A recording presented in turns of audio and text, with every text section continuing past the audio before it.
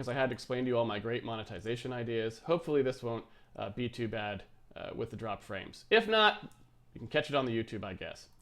All right. Ladies and gentlemen, welcome to Handmade Hero, the show where we code an entire game live on Twitch. No libraries, no engine, just us and code and awesomeness. Honestly, you know, I'm feeling pretty good about it where it's at these days because we've been working on our engine spec stuff and I feel like had a really big breakthrough yesterday where we were like, here is a good way we can make a lot of the code nice and simplified and still do all the things that we want. And it was pretty exciting, but we only did half of the sort of restructuring work yesterday. I want to go do the other half now and get right back into it.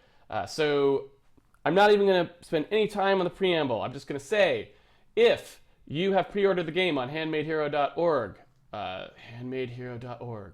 If you have pre-ordered the game using the little pre-order button, you should have gotten a link in your email, and that link allows you to download the source code to the game every night. If you download it, you should have gotten a zip file, and inside that zip file there's lots of little zips. Day 63, since we're on day 64, unzip day 63 zip file, that is the one that I am basically on right now, and so you'll be exactly where I am if you want to follow along at home. So that's what you want to do if you're into that. So let's take a look here at the situation as it stands. We got a bunch of stuff to do, so let's do it. So basically I made the change yesterday where I decided we were going to break things down into simulation regions. There are sort of these things you can create at any time that encompass some area of the game world, and then you can simulate it, and then you can write it back. So it basically like lofts it up into a simulatable form, does the simulation, and chunks it back out again, right? Now I thought of something yesterday after we'd started as well, but we didn't actually quite get to it, is I was like, I also feel like there's something we can do now that will sort of make it easier for us to get to where we want to go programming-wise. And that is, since low entity and high entity aren't really what we wanted to use anyway. I'll explain this in a little bit more detail if I open up the sim region file here. We've got the sim entity, and that's what we were working on, right? And then it had, we were still referencing the low entity stuff because while we're working on the sim entity, we have to go back and get this other data. Now that's not actually the way I envision it working when we're actually done with the entity system. What I actually wanted to do, and I sort of alluded to this yesterday, was I wanted to make it so that the storage version of the entity is like the most minimal compressed set of information that stores what that entity needs to remember. But then the high entity just has all that stuff blown out. And so what I thought we could do before we get to the point where we've actually done that work to make that sort of forward and backwards happen, instead of constantly referring to the two entities, what I was thinking would actually be much better is we just essentially have one entity type and we just move it between the two. We just block copy it, basically, right? So what I was thinking is we just say, okay, basically we've got, you know, the extra stuff that's on the sim entity. We'll just stick the low entity just flat out in here, right? Like that. Like it's just there, right? And furthermore, we could even do something a little more aggressive. Like we could actually just stick this guy in here. We could actually make a sim entity, you know, have all the same members as this guy does, and then just have the low entity, like do it the other way around. In fact, I think I like that better for now because, like I said, we don't care at all about the storage space yet because this is not the way we're going to do it at the very end. We just want something that's easy for us to do prototyping-wise in that sense. So I think I might do it exactly the opposite way, basically go like this. So everything's in the sim entity, and then what happens is the low entity is just a sim entity stored, right? This is the stored version of that, right? If that makes sense. And so we'll actually have at some point, we'll go ahead and start making the low entity be something actually real, but for now it'll just be a thing that stores everything that was in the sim entity to begin with. Does that make sense? That way it gets us out of the business of having to deal with that dichotomy because we don't actually want that dichotomy ever. We're just going to treat, especially due to this new change, we're always just going to treat the low entities as like a packed, some kind of thing where we cram down the blown out sim entity stuff into a smaller space so that we don't pay a huge memory footprint for having things be giant or that sort of stuff. All right. So I think that's the way I want to do it. And so what that means is that I don't want to see low entity in here at all, basically, right? I don't want to see this at all. So we're going to go through here just before we finish doing the porting work, and I'm going to go ahead and get rid of that entire concept, right? So basically, let's see here. So when we do the nsim and this stored entity here, when we grab that stored entity, all we're really going to do on that, so like change entity location, for example, all of that sort of stuff will now no longer actually look directly at one of these guys anymore. Yeah, because change entity location was still working on those guys. So what we would do is we'd grab the stored entity out, right? We'd basically make the stored entities sim entity. What did I actually call that there? The stored version, right? So this is, I guess I should call this sim for now, is just going to be equal to the entity, right? So we're basically going to block copy it into the stored entity. And then the other thing we have to do is we have to update that low position, right? And that low position, I guess, is the one thing that we wouldn't want in here, right? Because that's something that only exists for the low entity, right? Like so. So basically we just have all of this stuff is legitimate things that we had in here for our sim entities. Yeah. But then this world position P obviously only exists for the low entity. That's not a thing that we ever talk about in sim space. So there we go. That's fine. And then this would still work, I guess. So we could still use the change entity location thing. And in fact, I guess all of this stuff pretty much still works exactly that way. There really isn't actually, I guess, anything else that we would have to change, because the only places that we were talking about it in here were the places where we decompress it, essentially. So when we go to do add entity, I guess all we would do is say now, instead of let's see here.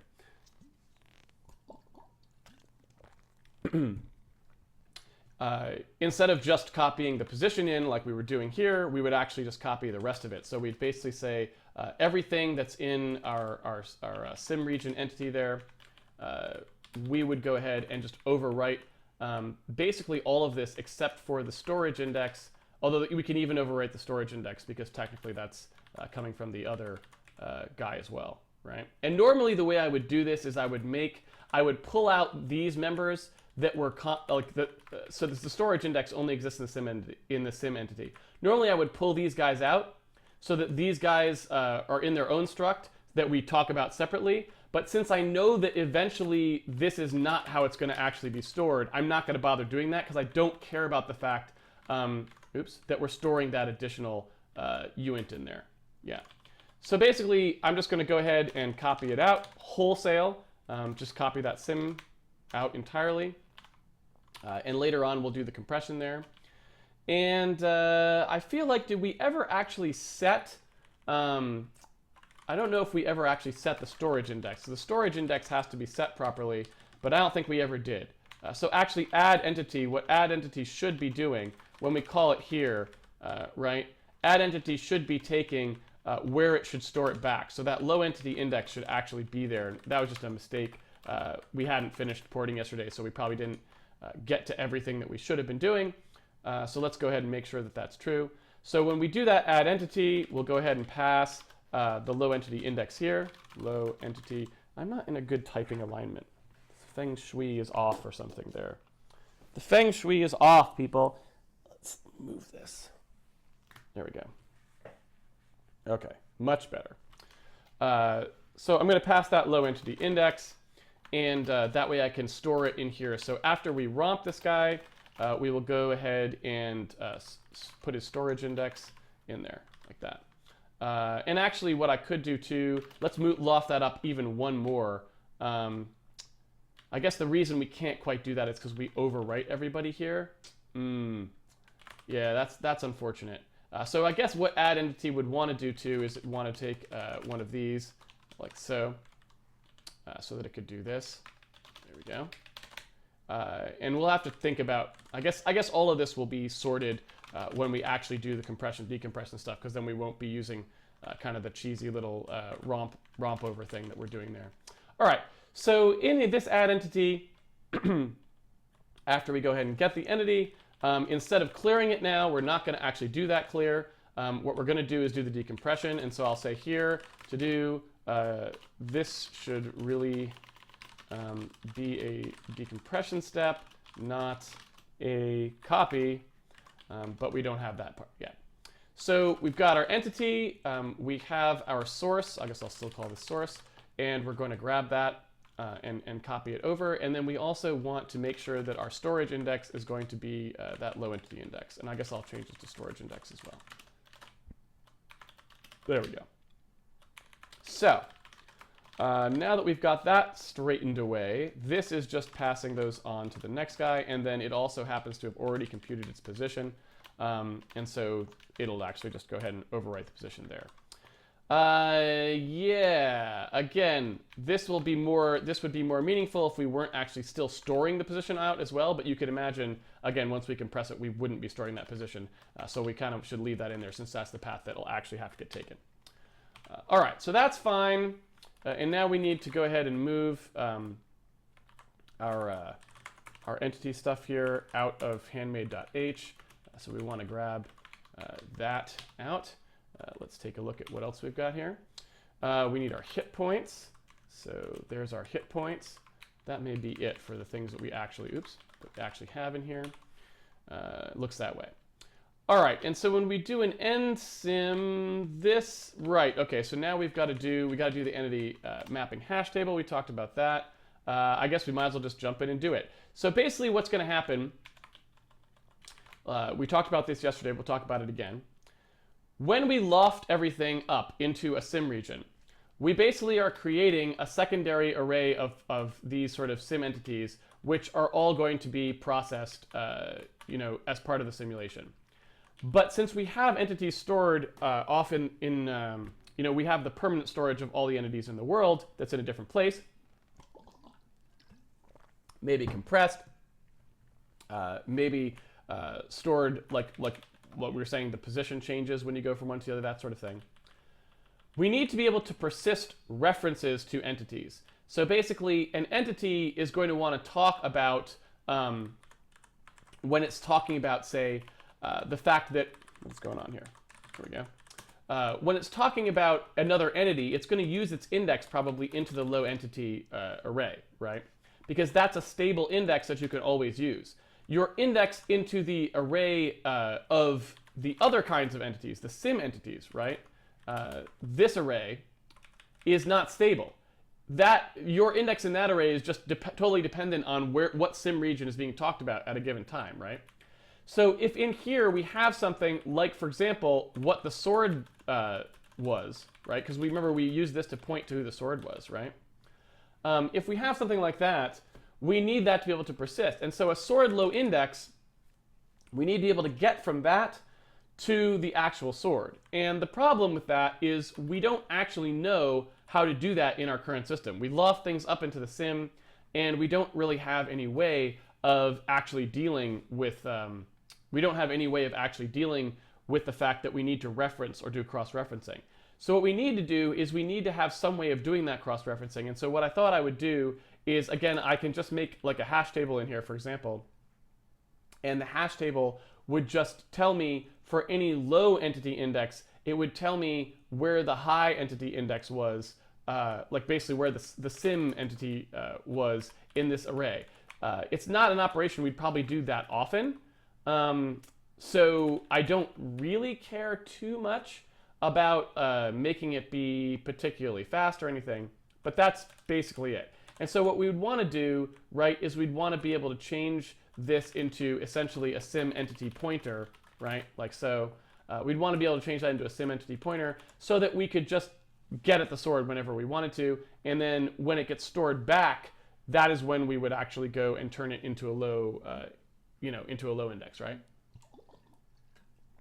That's what we'd want to do, ideally. So that's what I'm thinking about, right? That's what I was thinking about.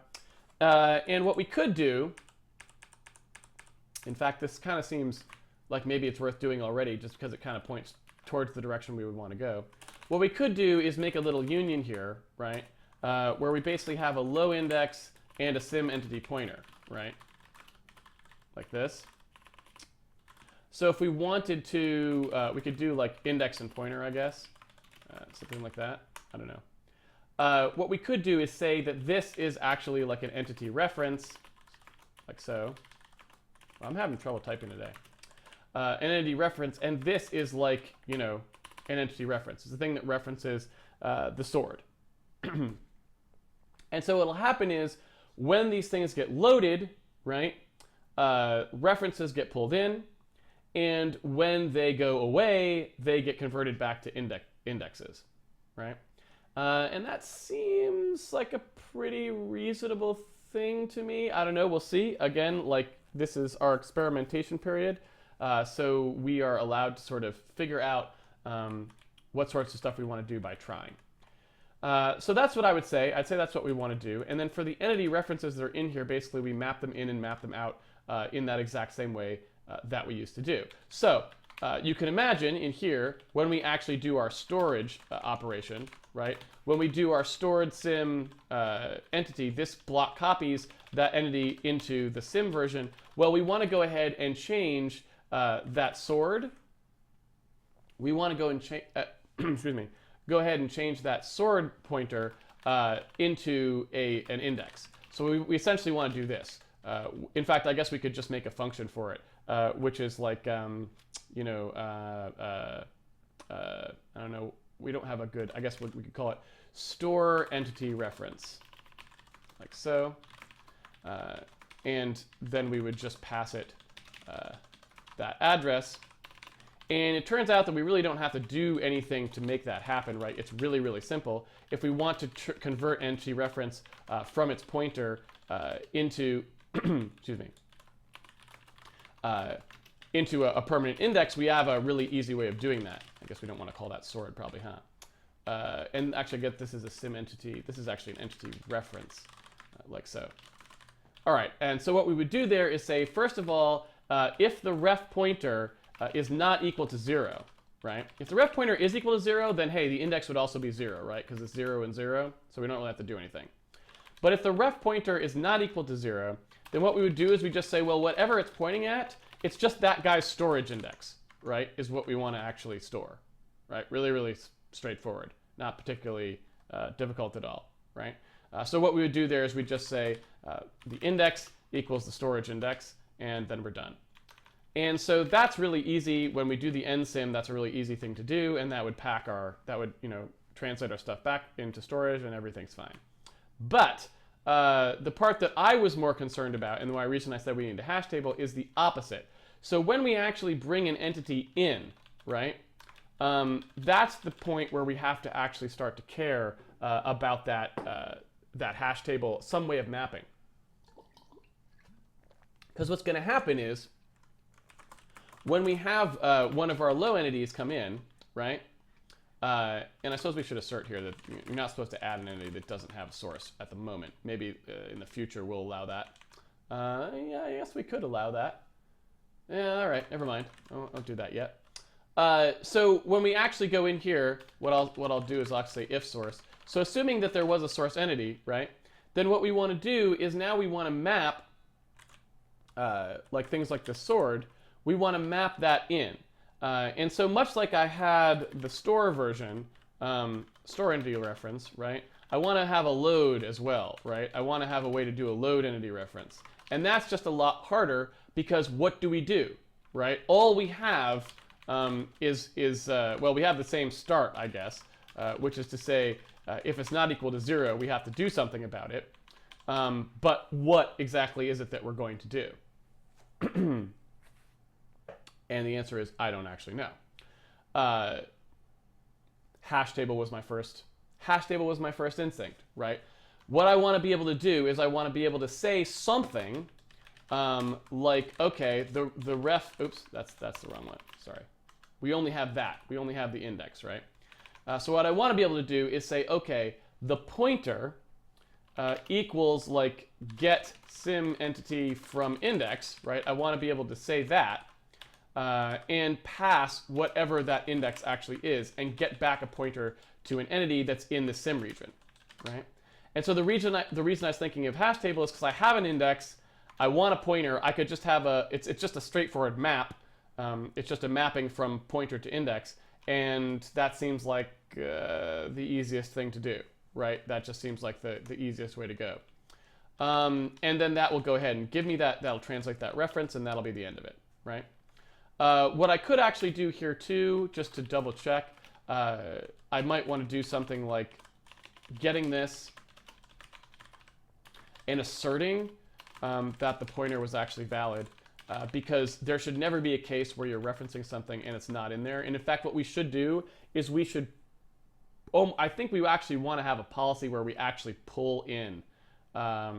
We probably want to pull things in, because thinking about this a little bit more, when you go for a simulation region, anything that other people were using, you presumably want to pull those things in as well, right? That's kind of interesting. This is so much fun. I love programming complex systems because there's so many interesting things to think about. But if you think about that, right, like if I go ahead and do a region query, if I'm referencing somebody, presumably I'd want to pull them in as well. And maybe not anything that they're referencing, because they won't get simulated perhaps themselves, but because we already have that notion of simulated, not simulated that we're going to put in, right? But just in terms of whether they're referenceable.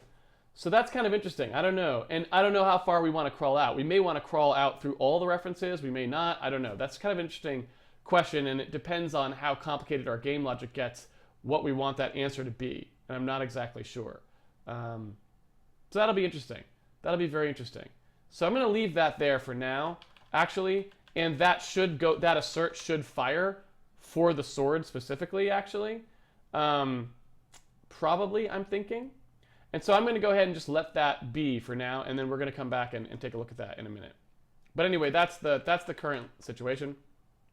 So what I want to do is every time that I add an entity, what I want to do is basically add that entity. And I guess when you add an entity, you've got to give it a storage index. That's kind of a requirement at the moment.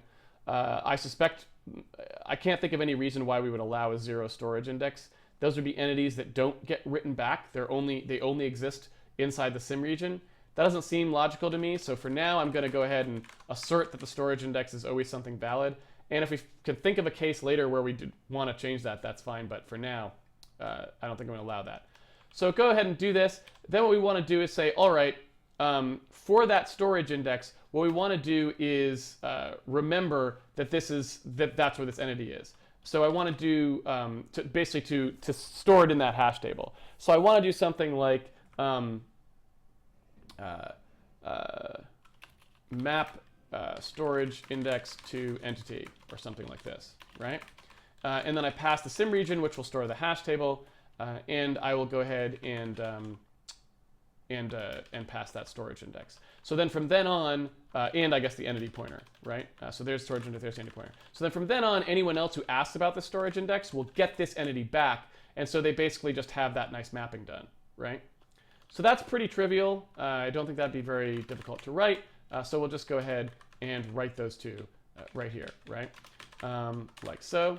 So we've got a one that returns an entity and takes an index, like so. That's going to have to take the sim region as well, right? Because it needs to be able to look it up in there. We could just make this a general entity mapping pointer. I don't know if we want to do that. We'll see. We can always pull the code out later. And this one returns nothing. This one is just a thing that is in charge of bringing of setting it, right? So it doesn't actually return any values. It just sets it. And so same thing. I'm going to do exactly the same thing I did before with the tile chunk. I think I'm going to make a hash table. I feel like that's the easiest thing we want, just a quick lookup. That seems totally fine. And so what I want to do is just set my hash table to be some fairly large thing for fast lookups. And I want it to make sure it would store at least the max entity count, for this sim region, right? So I guess what I do here is say that we've got, I guess, a sim entity hash, something like that, sim entity hash, and that's just going to store the index, and it's going to store the pointer, right? So essentially, it's actually just one of these, but instead of having it as a union, it's actually both of them, right? Does that make sense? So what I'd like to do is I'd like to go ahead and say, all right, I've got some number of these in the hash table. There's the hash table. I guess for now, I'll go ahead and hard code this size, but I'm not sure that I want that to be the case for evers, if that makes sense. So we'll go ahead and see. And this is something that may be problematic just because of the clear to zero nature of it. I'm a little bit nervous about it because the reason I'm a little nervous about it is it probably will end up being better to do some kind of a, because there's so few lookups, like a tree or something that's more compact might be a more logical way to do it. Something that requires less clearing. I don't actually know. It's just something to think about, but we'll see. In fact, I can put it to do there. To do, Casey, do I really want a hash for this? Who knows, right? So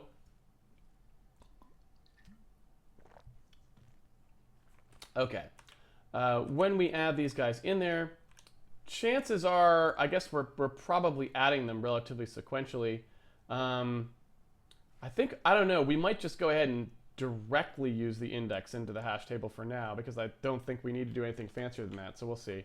But anyway, when we go ahead and do our begin sim, what I would like to do is just go ahead and zero that hash out. I don't know if we actually ever made a function for zeroing things. It would be nice, but I don't know if we ever actually did. So we'll see. Yeah, I don't think we actually ever did. We did not, I don't think. Yeah. So I don't know. I don't actually know if you can do, I don't think there's any real good way to do zeroing on this guy. So I'm going to go ahead and have to write a zeroing function. So, excuse me. Yeah. So when I go ahead and get this guy, I think I'm going to use internal probing this time. You remember we talked about external and internal chaining, I should say, of our hash table. I don't know if you guys remember this. What day are we? Where's our? Let's get some blank space here. There we go. Here's day 64. So I don't know if you remember this, but last time when we did a hash table, we kind of went through it and we said like, all right, we're going to fill in a slot of the hash table. And then if another thing wants to be in that same slot because their hash key is the same, then what we'll do is we'll just make another sort of one out here and point to it. I don't think I'm going to do that this time. I think I'm going to use internal chaining, which basically means that if it's not found in this slot, then it will basically go, it'll step through the hash table looking for an empty space sequentially, right? So it'll just kind of do this sort of thing. And we can go just by stepping by one if we wanted to. A better thing to do sometimes is step by prime numbers. There's all kinds of theory to hash table stuff. Again, right now, that's all performance stuff. We don't really care about that right now. So for now, we're just going to do the simplest possible thing. And then later, we'll actually try to figure out if we even determine that we do want a hash here, we'll actually go ahead and figure out what to do performance-wise for it. All right, so what we want to do is we're going to look up by our index. So let's say we have a hash value. For right now, I'm just going to make it equal to the index, so that's fine. And then what I'm going to do is I'm going to go ahead and step through like so and look in the hash to try and find one of these guys, to try and find a match. And also, again, index can't really be equal to 0 here, right?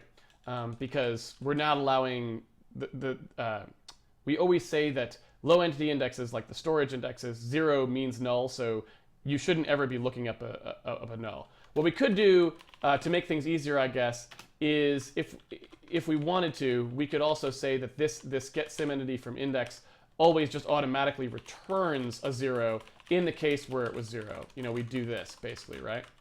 And maybe that's a better way to go. So basically, this function just becomes that, right? Something like this. Yeah, that kind of thing.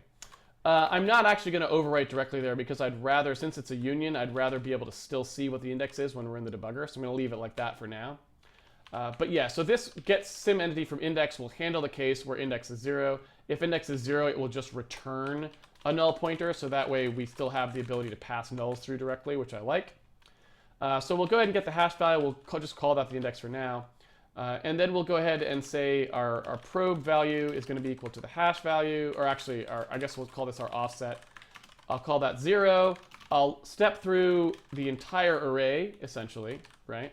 Whatever that hash is, worth of offsets, stepping through, and then the place that we're going to look up in the hash is just going to be the hash value plus the offset, and then we're going to go ahead and off that mask. So like just wrap it into the table, like put it into the table properly, right?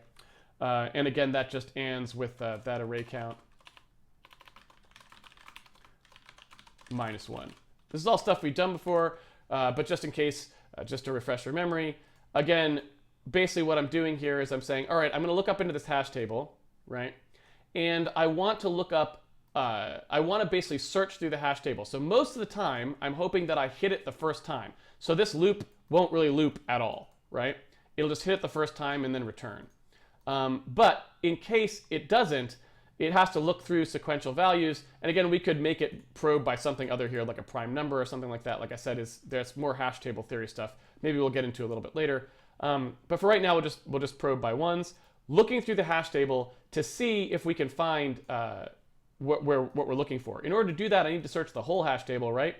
So I need to make sure that I would check every individual item in the whole hash table if for some reason the hash table got totally filled, which is a catastrophic case that we don't ever want to happen. So we'd always make sure our hash table is too big to ever have that happen, but point being, that's the correct way to write it.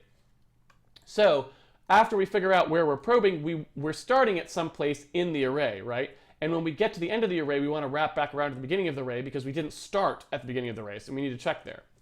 So what we're going to do is we're going to mask off those high bits, and we're only going to use the bits that would actually map into the array. And so right now, like for example, I'll put a thing here too that just says must be a power of 2, because we're using that anding off trick. Obviously, if we're just using anding off to wrap into the table, that only works with a power of 2 size, because we're going to check all of the values that those bottom bits could possibly be set to, which obviously means it's power of 2.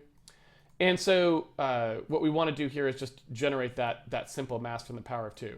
4096 minus 1 is 4095. That's the bottom 11-bit set, I believe, right?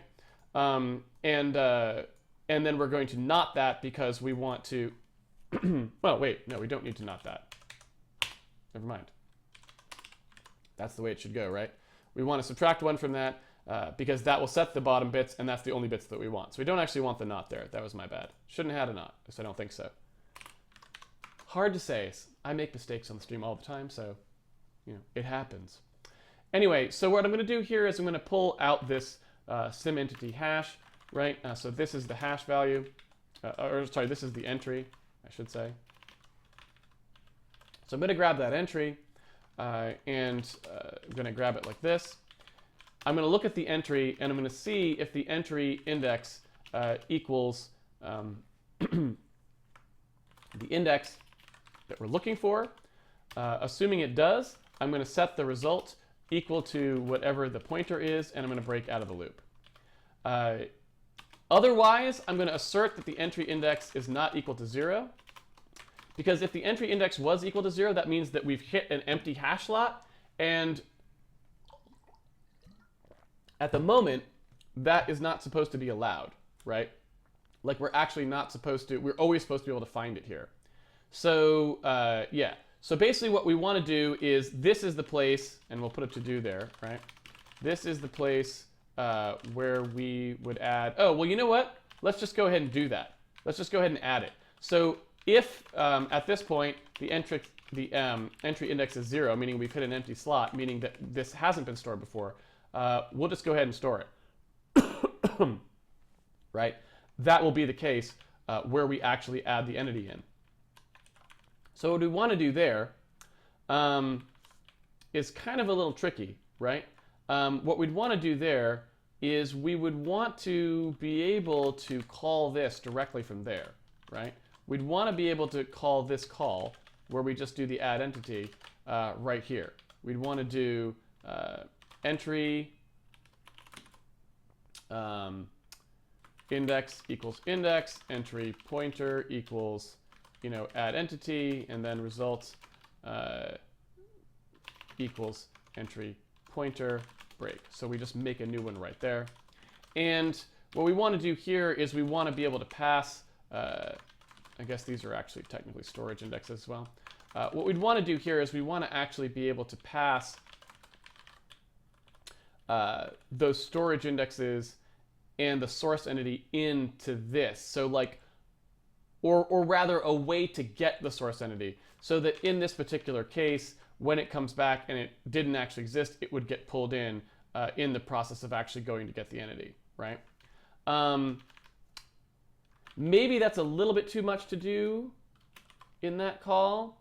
So the other way I could do it is make this guy, this get sim entity from index, that could actually just return the sim entity hash slot that it found. That actually seems like a pretty good way to do that as well, actually, now that I think about it. Yeah, that's not bad. Right. So basically, if there's a sim entity hash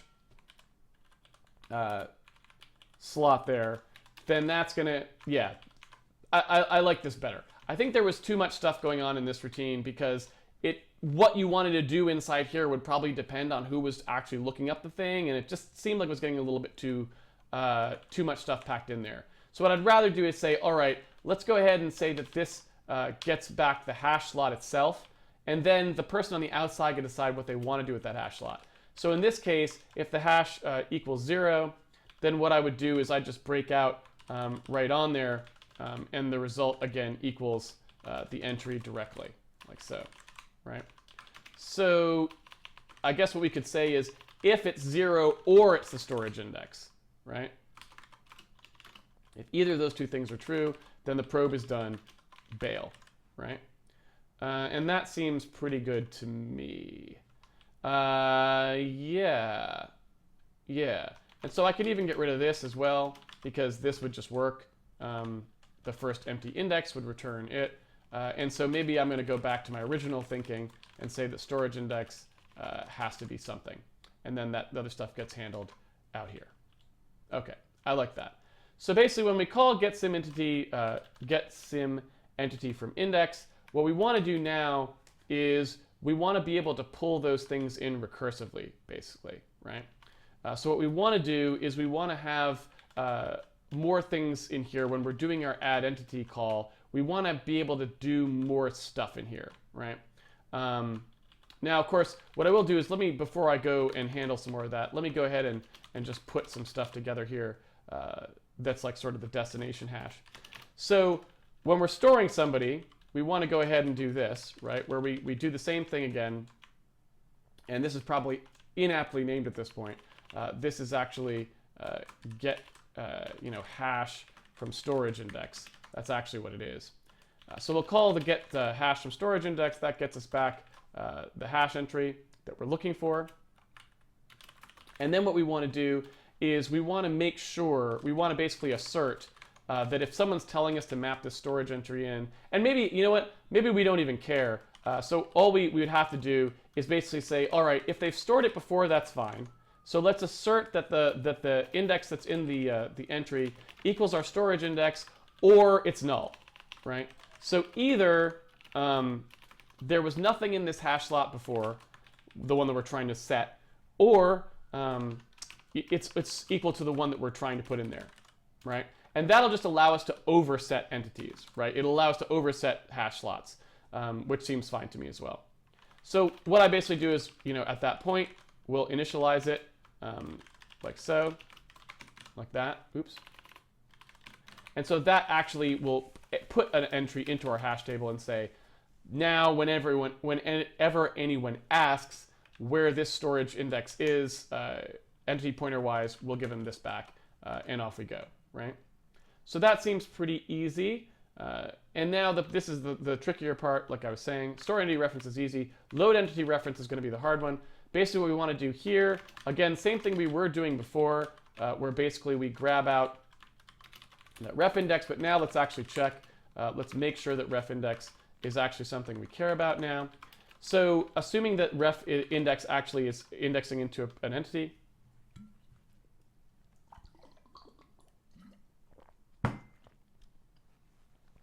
we're going to get out its hash slot, and then we're going to see, okay, we're gonna basically assume that either I'm trying to think of how exactly we want to do this. It's a little fuzzy in my head right now. Either it's already there because it's already been loaded, or it's not there yet and we would like to load it, right? Does that make sense?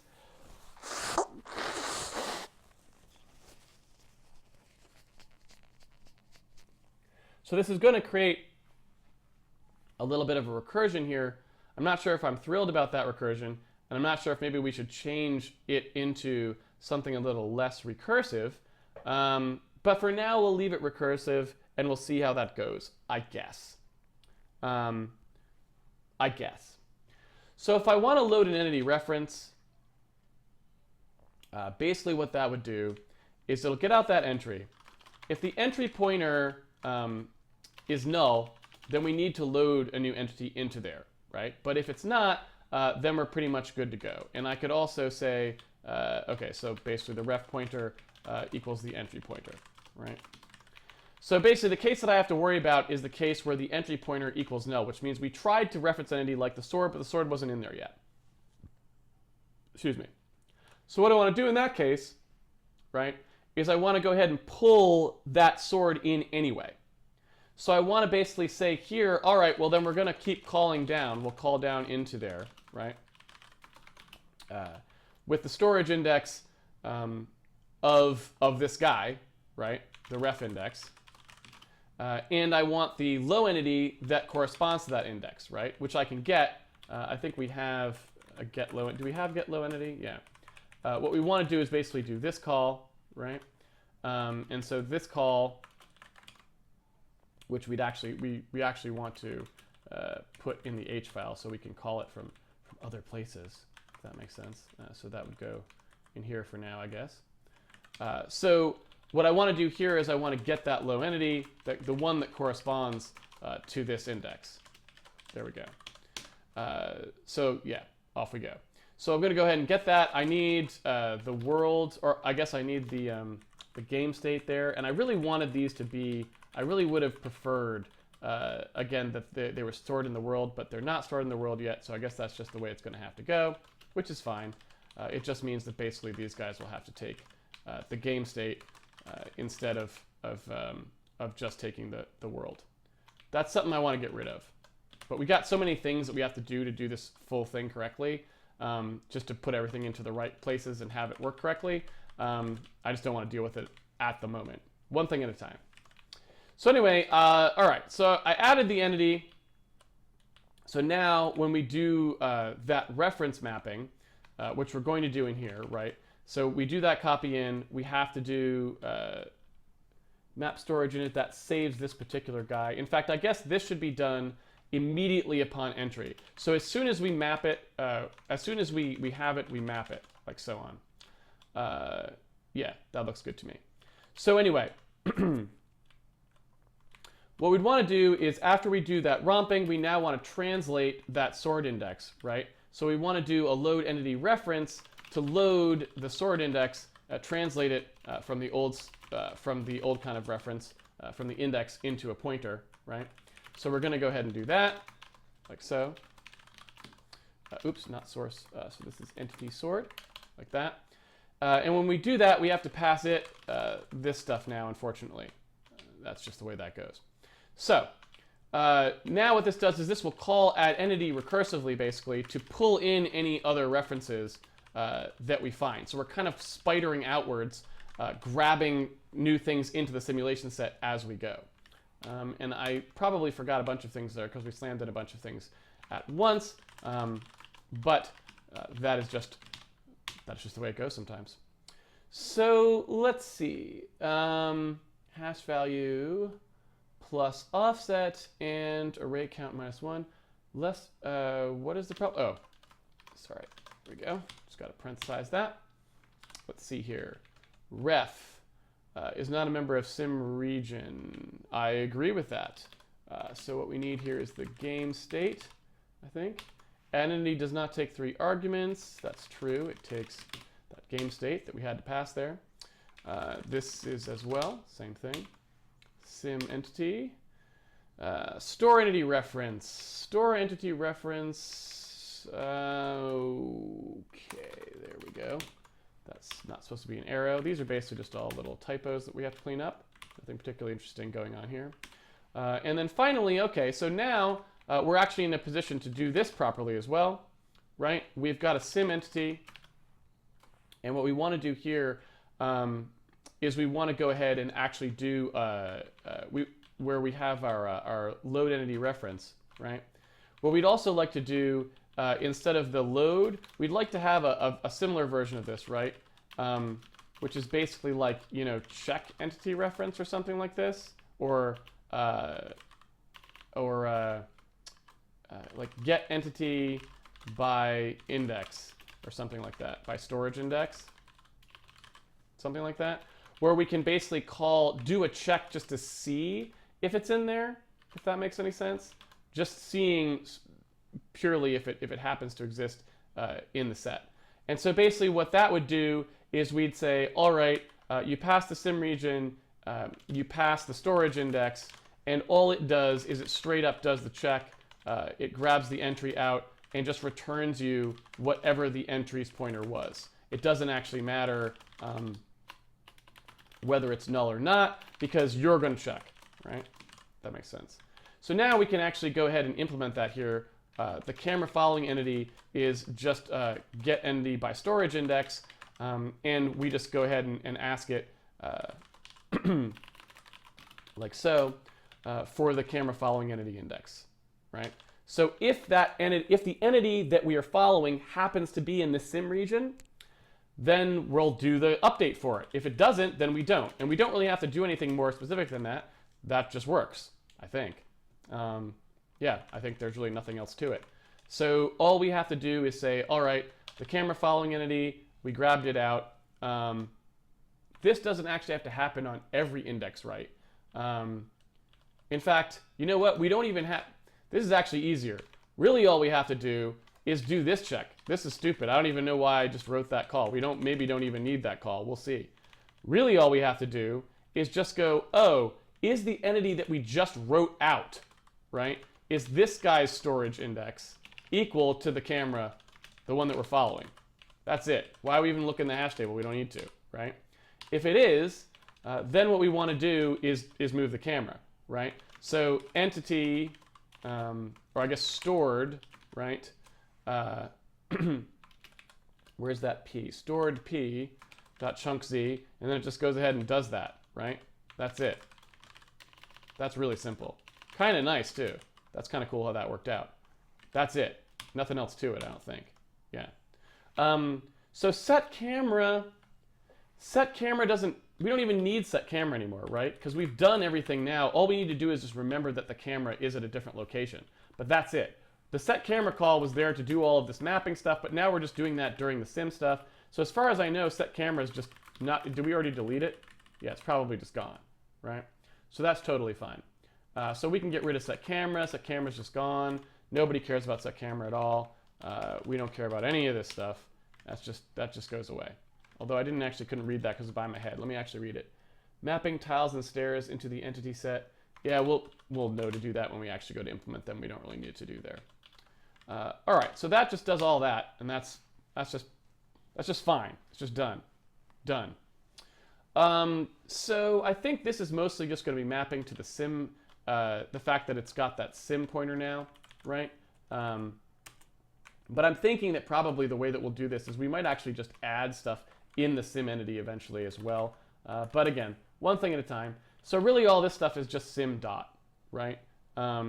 In fact, we could almost say that low arrow just becomes low arrow sim dot for most things, right? I think that just works. So off we go. Blah, blah, blah. Like so. That sword thing will have to change, obviously. These are all, this is going to get a lot simpler than it was. So that's all good. That doesn't have to change, although the move entity stuff does have to get updated. So we'll just check that. Right, these are things, these are going to all change totally. they're going to get vastly simplified probably tomorrow morning, in fact. Yeah, so we don't have to worry too much about those. So change that. All right. So now what we have here is our sword dot index. So that's what we want to do there. And how is this happening now? When the add player, we add our sword. Yeah, so when we add things, now when we get our add low entity result, we got it back. That looks like we just need to set it because we have that ref type now. Nothing particularly interesting going on there. So now our move entity call, that really has to get ported out to the sim, right? Because that's supposed to be something that happens in the sim. So let's go ahead and get that in there. So here's our simulation stuff, begin sim, end sim. And so probably I'll put that down at the bottom for now. So when we do move entity, what that's going to do, that's going to be on the sim region now, right? And that's going to take just an entity pointer, and that's going to be the entity who is getting moved. We still want the move spec and his acceleration. That all seems good. We have the world like so. This is all easy to deal with. What else we got? It's that sim entity, not entity. The move specs. Where do those move specs come from? We didn't ever loft those out into an H file, which we should have. So there we go. So move specs are something that I'm going to put in the sim region as well. Just put them out here for now. Think about them a little bit later. And now entity.high is always just entity, right? We don't have any more of this .high nonsense.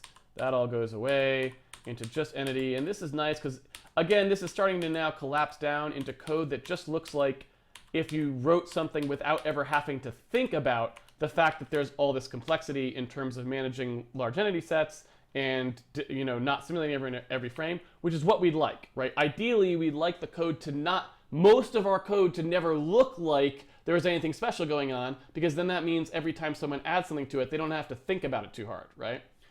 Before, it was definitely in this place where you had to think a lot about it when you added stuff, and we don't want that. So it's really good seeing this stuff collapse that way, because that's what I was hoping for, right? And so again, .low also, and I guess .low arrow sim just goes away entirely, right? That just becomes straight up accessors. And this right here, the test high entity index, where this is going to loop over all the stuff in our sim region, which is, again, something we want. This is something we're going to want spatial partition for eventually.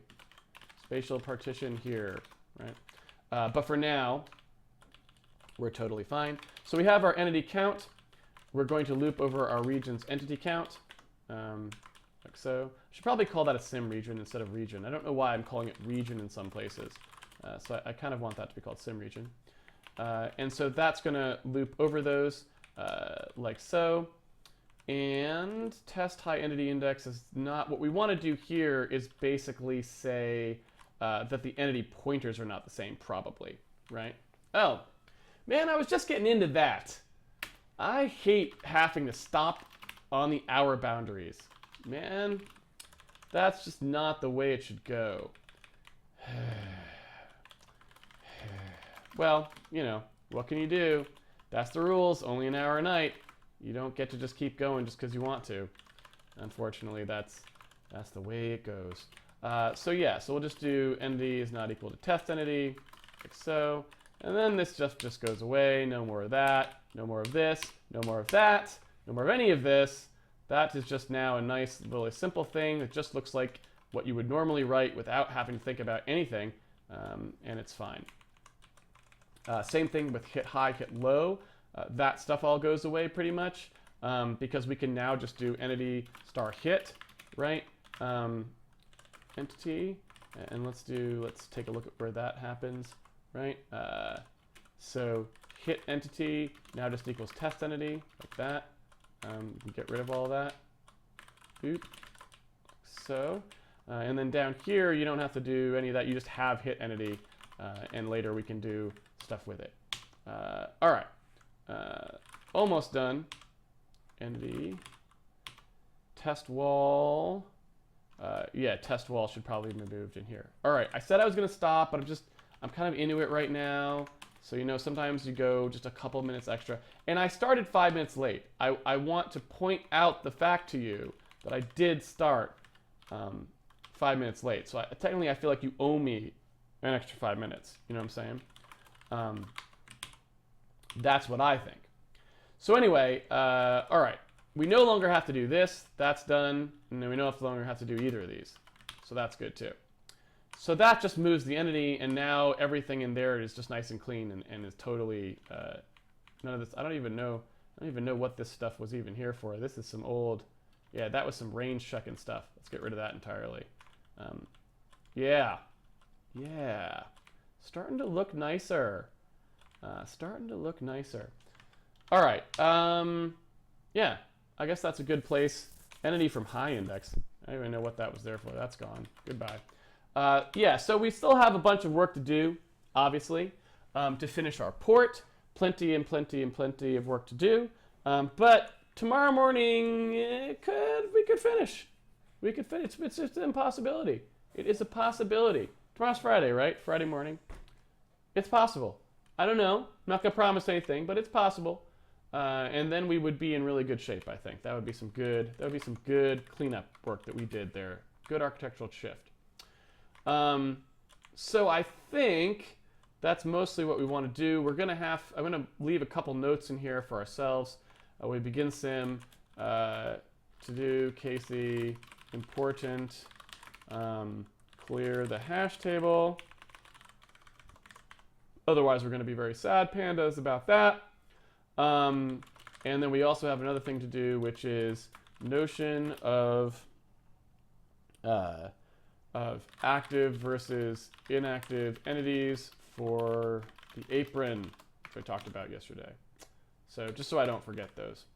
Okay, now we can go to the Q&A. If you would please put Q : before your questions so I can see them. And in addition to that, please keep the questions to stuff that we've actually coded so far. If you want to talk about off-topic things or like speculation about what we're going to do, you know, that sort of stuff, that's totally fine for before the stream, but not after the stream. So if you want to ask those questions, come about 15 minutes before a scheduled start time. And we always do off-topic questions at the beginning of the stream. So, all right.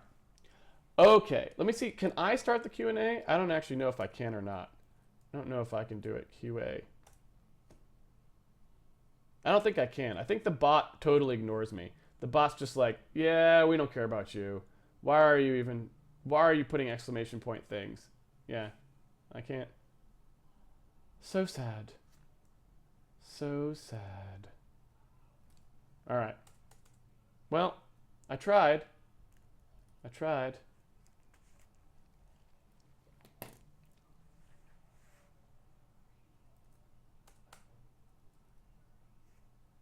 Yeah. I have not been whitelisted yet on the bot. I am blacklisted on the Handmade Hero bot, I guess. Not sure though. I tried to start the Q&A. It just didn't happen.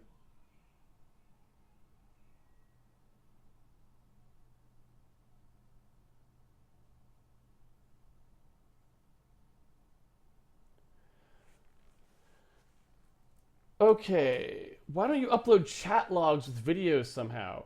I just don't really think of those as being part of the series. It's basically just supposed to be a video series with me going over stuff. So if something is important enough, it should be asked in the Q&A.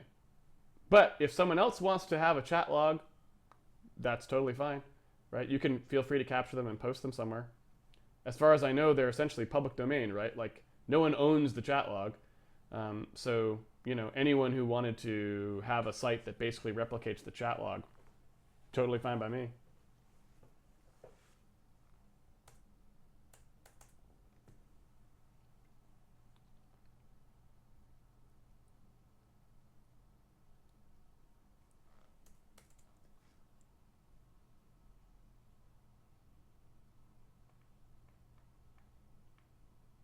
Doesn't look like there's any questions. It's question free. Probably because the stream was acting up, or at least something about streaming was tough today, right? Like, look at that. It's really having trouble, but I don't know why, right? I don't know what the problem is. It's very confusing. So it's very confusing. Like, this is way worse than we usually have ever.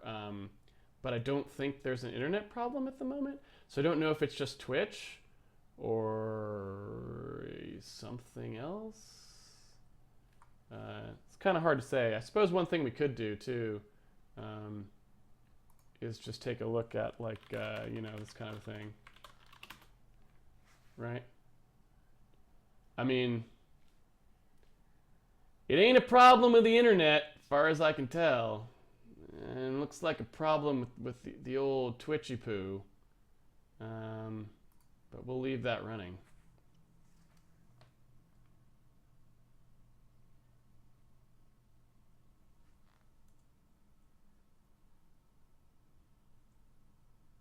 There's a bug in your random number table. The numbers are limited to a range. Yeah, that's fine, though. We're not going to use the random number table. I just put that in there because I didn't want to go over the random number, how to do a random number generation, right? I don't know if there's bugs in that random number table. All we did is went to random.org and got random numbers from them. But again, we don't care at all. And that isn't a bug that would affect us pretty much at all anyway, because we always mod them. So the fact that they're limited to a range isn't a problem at the moment. Anyway, but yeah, you really don't want to use a random number table like that either. Like, there's really no reason to. So if you are using that for some reason, I would highly recommend not doing that. It's literally in there just because I didn't want to have to teach random number generation yet, and I wanted to save it for when we go and start doing world generation stuff. So yeah, random number table, not something you want to use, just something that's in there as a placeholder till we actually cover how to generate a random number. You mentioned not wanting off-topic questions, so I apologize if this counts. Not off to a good start there, but could you explain your naming conventions or explanations behind using them? I've never seen a style similar to yours. It seems inverted. Data types versus variable names, and it's very interesting to me. Data types versus variable names. Oh, are you talking about the case? Are you talking about like camel case versus lowercase with underscores? If you're talking about just the capitalization scheme, this is actually pretty standard in certain circles, but really I picked it up from Chris Hecker. I used to be all lowercase with underscores, always. Like, there was no, I never had uppercase, I don't think I ever even had uppercase letters in my code, ever, till I was like 18. And then I picked up from Chris Hecker doing it this way, and I don't really have a strong feeling about it one way or the other, just how I do it now. And basically, so types are always lowercase with underscores, and functions and variables are always camel case. The reasoning behind that is it takes longer to type underscore versions than camel case versions because there's an extra character in them. So you leave them on the thing you type less frequently. That's like the entire reasoning behind it, as far as I know. I don't think it's, I feel like there's not really a reason to or not to have a naming, as long as your code can be read, like, and it's not all really confusing, then that's fine.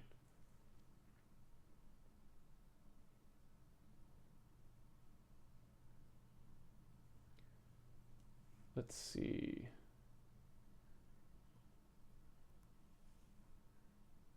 Do you want the stored entities to move like normal ones or simulate them? Like you mentioned, stuff moving around with slower updates off screen. Yeah, so basically what I decided to do with the sim region stuff is not go that route. Basically, I want to try, at least at first, and we'll see how this goes, I want to try, everyone always runs the same simulation code. It's just some people get less timestamp steps. So basically, like, when you're far away from the player, your region will get updated, once every 10 frames, and it'll get updated for 300 milliseconds instead of being updated once for 30 milliseconds, right? Once every frame for 30 milliseconds. But everyone will run the same code. And my goal there is to just make it easier to code for when you add things to the system, because I'm afraid that if I make it so that you have to write 2 versions of every entity's logic and every piece of logic, it's going to be very hard to keep that bug free, right? So I want to try and do some things to help that. We don't know yet. It's way too early to know what's going to actually happen there, but that's what I'm driving towards, and hopefully it'll work out. We don't know yet, though.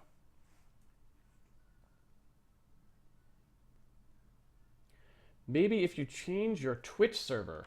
I don't know how to do that. I mean, I know sort of how to do that, but yeah, I think we've pretty much verified that my internet connection is fine and my Twitch is messed up, because there was 1 lost packet that entire time, and that was probably the one that I control seed, right? Does it always say 1 lost? No. So I guess it did technically lose 1. I don't know. Maybe there is something to it, but I think it probably shouldn't be quite so bad. I don't know how to change my Twitch server, so if you want to send me an email, I'm Casey@mollyrocket.com. It's on my Twitter if you want to send me an email and tell me about it, or you can post in the forums about how to change Twitch servers or what would happen there.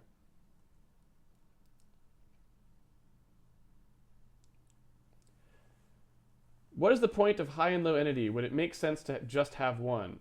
Well, I think you'll see as we go. If you watch previous streams, we talk in some detail about why there are 2. Now, the reason that there are 2 is more speculative. It's because eventually I think we're going to do some stuff with the high entities, with what I should say sim entities now. I think they're going to be much larger than we're going to want to store. That's just a hunch. But we'll see what happens going down the line. So at the moment we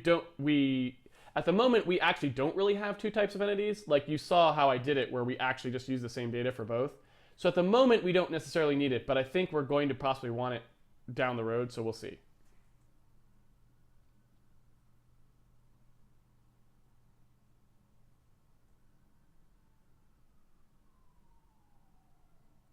Can entities reference each other?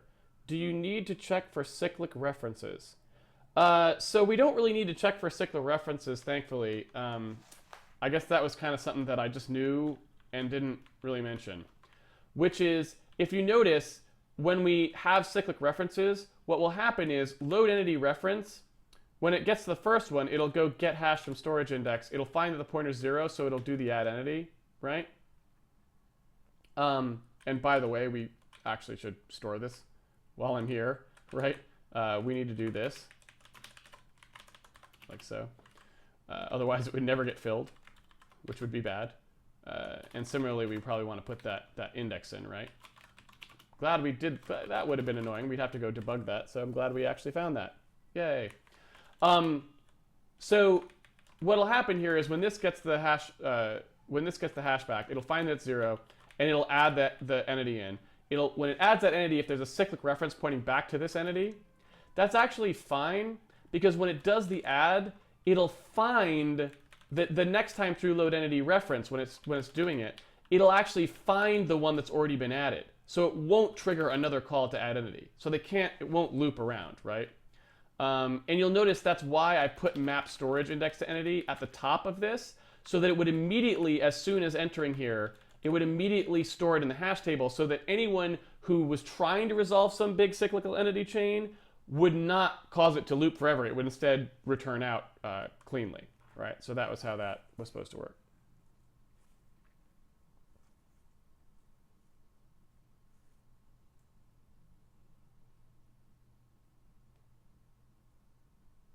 When is a ground up rewrite warranted? How often do you just burn everything down and start fresh? You almost never do that. I mean, unless... Yeah, you don't really ever do that. You pretty much always just change code in place, I feel like. Like you saw, a lot of times stuff goes away entirely. Like, set camera now doesn't have to exist anymore because we like changed the meaning of how things work such that it's not necessary. So in that sense, code gets deleted, but I don't really burn anything to the ground. I like to mutate code towards good. I mean, here's one way I could say it.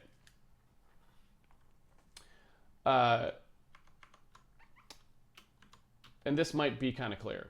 So here's the theory for you. This is I'm going to spell this wrong. Am I spelling that right?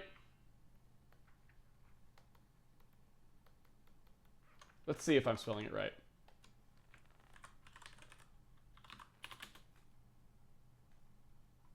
Lyapunov. Lyapunov. Yes, I am. Sorry, I do not speak Russian, so I don't know Russian spelling very well. So basically, there's a concept called Lyapunov stability, which I think about from time to time, which admittedly really is not have anything to do with what I'm about to say, but it's just they occupy the same mental space in my head, so I'm just going to point it out. Ignoring all of the actual mathiness of Lyapunov stability and skipping right to sort of a very, very simplistic reductionist view of what it means, if you were to imagine a vector field, and for those of you who don't know what a vector field is, think of something very simple like a bunch of water, or you know what, a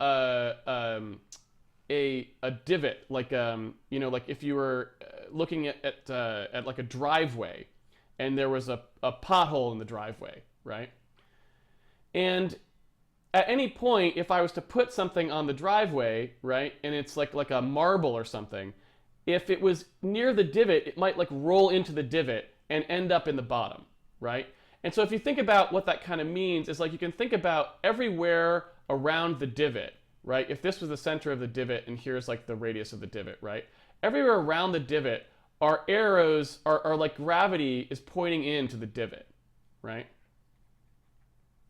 And out here, gravity is not pointing anywhere in particular, right? It's not going to move the ball maybe. But if you put the ball anywhere like here or here or here or here, it's going to go right into there, right? This is one form of, like this is one type of vector field you could think of, where basically stuff, no matter where it starts out, is going to end up at the same place. And once it's there, it's very hard to get it out of there. You have to move it all the way to this boundary to have any chance of it not just rolling right back in there again, right? So that's the case of like, here's my driveway and there's, oops, here's my driveway and there's like a divot, right? This is the driveway and here's the divot. If the ball's out here, it's okay. Anywhere in here, it's just going to go right back down to the bottom, right? Now there's another kind of vector field though, right? You could imagine, and think of that as corresponding to the opposite kind of thing. It's a lump in the driveway, right? So it's up instead of down, okay? Well now, if you think about what that divot looks like up here, it's the opposite. All of the vectors for gravity are like pointing out, right? They're pointing away from this thing. So if I was to put something on there, right? Like here, it's going to roll off and it's going to leave. It's very hard for me to get things up onto here, right? Because they're always going to want to come off of it. But there's still a point where the ball will stay. Here, there was a point where the ball would stay, and it was almost impossible to get the ball off of there, right? It's like it'll always just go right back down into it. Here, there's still a point where the ball will stay. It's right at the very top where all of the arrows stop pointing away, and it's like it's just perched right up on top of there, right? But any little perturbation, like any breeze that so much as blows the ball a little bit off, and it goes right back down again, right? So this is a very stable system, you might say, and this is very unstable, right? If I want to perch something in these two, if I want to put something in here, it's very stable to put something in here, and it's very unstable to try and to get it to stay in here, because it'll just leave immediately. Whereas this one actually has a very wide range where I could even have it go to and it will come right back down. That's how stable that is, right? And so I tend to think of code bases this way, right? This is a lousy code base, or I shouldn't even say code base. This is a lousy programming model. Okay. And this is a good programming model.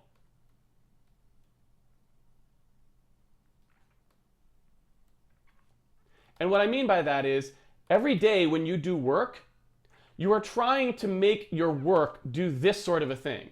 you're trying to make it so that the code is always converging towards a good, better, stable place than what it was, right?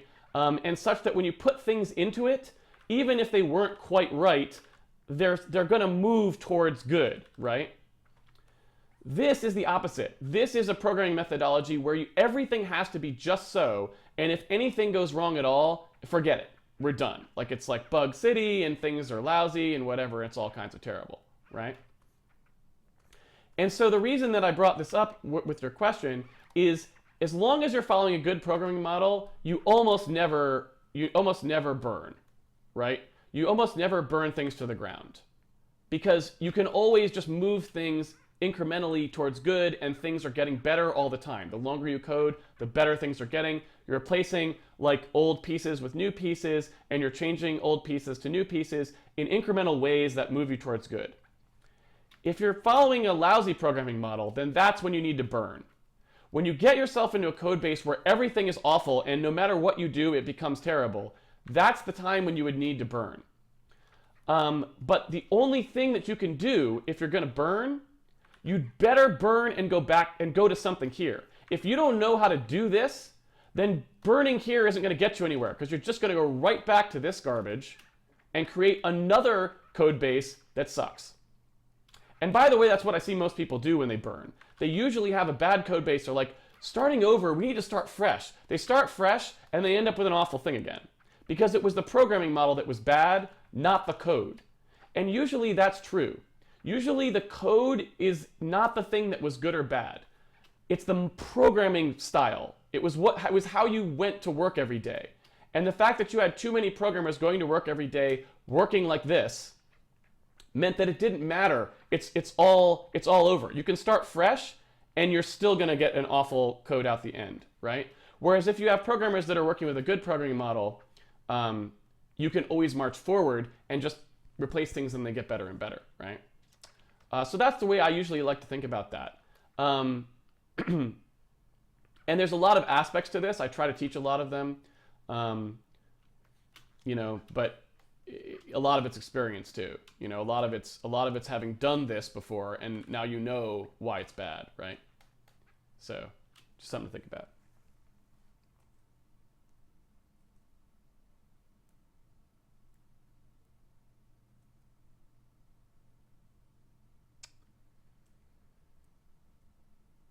Let's see. Doesn't look like any more on-topic questions to me. So I think we may be done. We may be done? We may be done. Yes. Looks like we may be done. All right. Well, that is very good news. It's kind of fun to zoom out and see the days happening here. I think this is kind of fun having a thing that allows you to zoom in and zoom out like that. I'm kind of liking the way Mischief's working out. Let me take a look here. Oh, got one more question. What are your opinions of Scrum and Agile methods? So I don't really know. Like, I've never done Scrum, and like, I mean, programming methodologies of that format are probably the kinds of things that how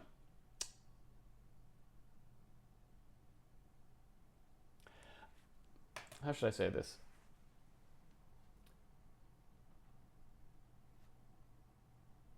I guess what I would say is, I don't have any experience with Scrum. I've never done it myself. I only vaguely even know what it is. Like, I have vague notions of people like taking cards off a note board or something like this. I don't really know. So Scrum, I can't really say one way or the other. Agile methods, I remember long ago, I think when I first saw them appear in like the C++ report or something like this. I mean, it was kind of like, I was like, yeah, that's how you should probably program, but I don't know that I ever read any of the like agile programming literature to know whether what they think of as fast and flexible programming, or whatever you want to call agile programming, is what I think of it as. And so I can't really say yes or no to it in any definitive sense, I think, because I really just don't know. So I'm afraid I can't give a very good answer to that question, because I'm just not familiar enough with them to know if they line up with what I think is what you should do. But, you know, it might be.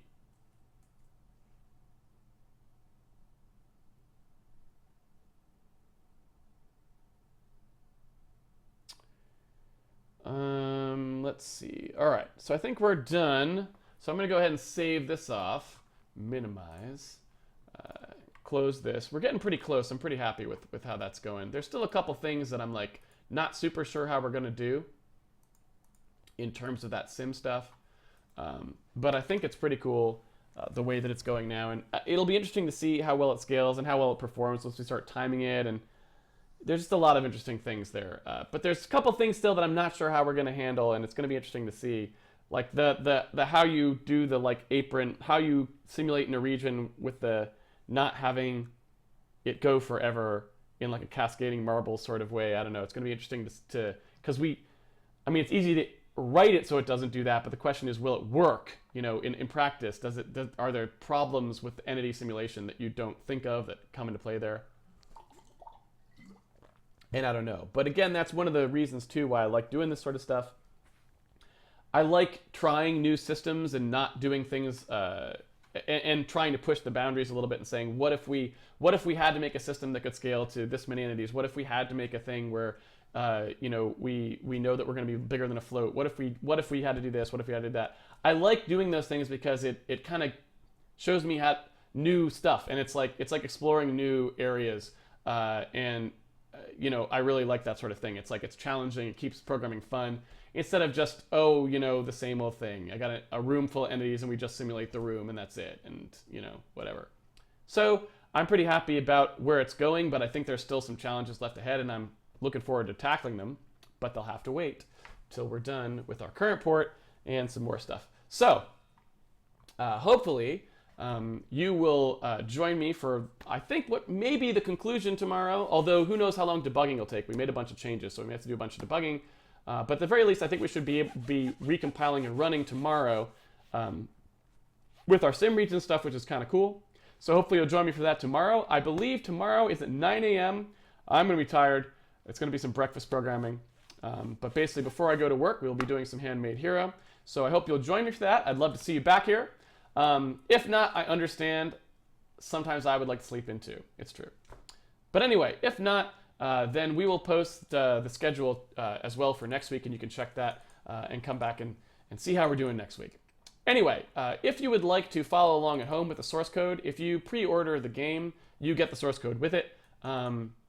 Basically, get a link in your email that allows you to go anytime you want and download the latest source code. So if you want to do that, you can do that. Check it out here at handmadehero.org. You can also, if you want to support this video series, we have a way to do that. There's a Patreon you can subscribe to, which we very much appreciate.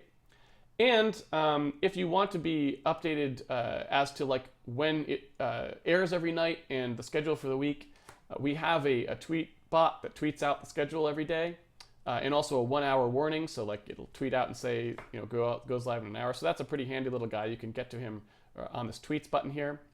And we also have a news and forum site, which I highly recommend checking out. It's got some good stuff on there. It's got like ports to Mac and Linux if you want to follow along on other platforms. Iker Murga does illustrations to go along with each of the episodes, and some other folks do time-coded episode guides. So if you go on there and go to the episode guide page, you can get to all that stuff, and it's pretty cool. And there's also a forum that you can ask questions on. So if you're trying to learn from the stream and you want to talk with other people who watch the series, that's a great place to do it. I highly recommend checking it out. So yeah, thanks everyone for joining me, and I hope to see you next week. Take it easy, everyone. Oh, I guess not next week. Tomorrow morning. And then next week. All right, take it easy, everyone.